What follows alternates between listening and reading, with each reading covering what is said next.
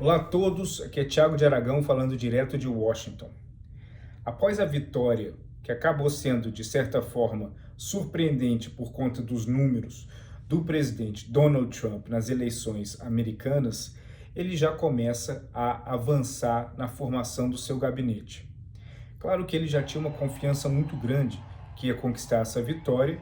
Óbvio que todos nós que estávamos acompanhando, baseado nas pesquisas de intenção de votos, não esperávamos uma vitória tão tranquila como acabou ocorrendo, mas Trump já vinha formando seu gabinete há um bom tempo. E vários nomes que participavam ativamente da campanha já era esperado que iriam ocupar cargos importantes nesse novo governo. Entre esses nomes destaca-se, por exemplo, o do bilionário Elon Musk, que, junto com o empresário indiano-americano Vivek Ramaswamy, vai ocupar o Departamento de Eficiência Governamental para tentar buscar uma eficiência maior. Isso, de certa forma, quer dizer cortar o número de funcionários públicos. Eles são dois nomes que já vinham participando da campanha há um bom tempo, principalmente Vivek, mas que a participação deles no governo é algo esperado, mas é algo também que vai trazer uma mudança muito grande nas expectativas dos eleitores republicanos. Além disso, existem outros nomes também que são muito emblemáticos e importantes e que acabam desencadeando diversos tipos de análises em relação a como esses indivíduos vão atuar na frente dessa pasta. Por exemplo, Marco Rubio, na frente da pasta do Departamento de Estado, vai ser o grande chanceler do governo Trump.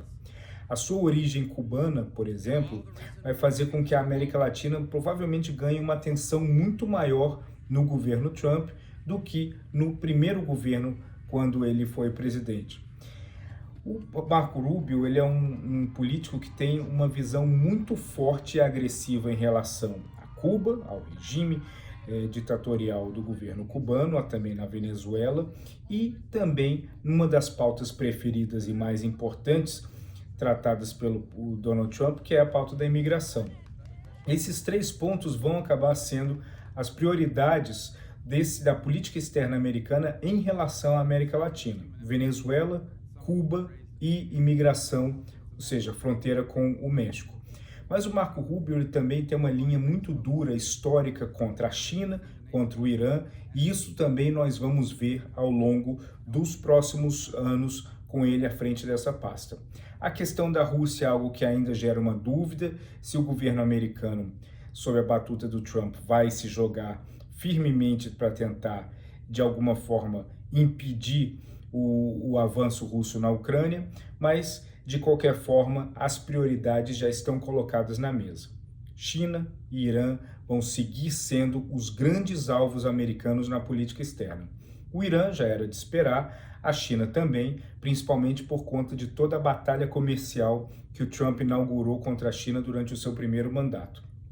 Além disso, existem outros nomes que também trazem um pouco de dúvidas entre próprios republicanos por conta de envolvimentos em temas controversos, como, por exemplo, o de Robert Kennedy Jr., que ocupará a pasta da saúde dentro do governo do Donald Trump, sendo ele um político que não é muito fã das vacinas, por exemplo. Então isso vai gerar uma situação um pouco complicada para observar como que ele vai navegar, principalmente porque existem muitos deputados e senadores republicanos da costa leste que não concordam muito com a visão do Kennedy em relação à postura dele das vacinas.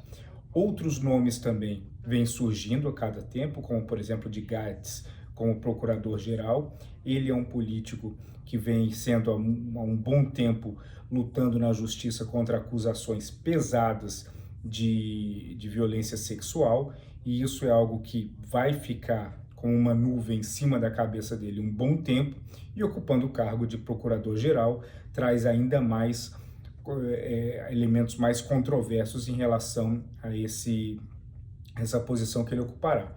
Mas, de qualquer forma, o Trump ele vem montando e ele é a figura principal, por razões óbvias. É o presidente, é o Trump, e ele não vai ter nenhuma dificuldade de trocar nenhum nome, mas o mais importante é que ele escolhe nomes baseados em lealdade.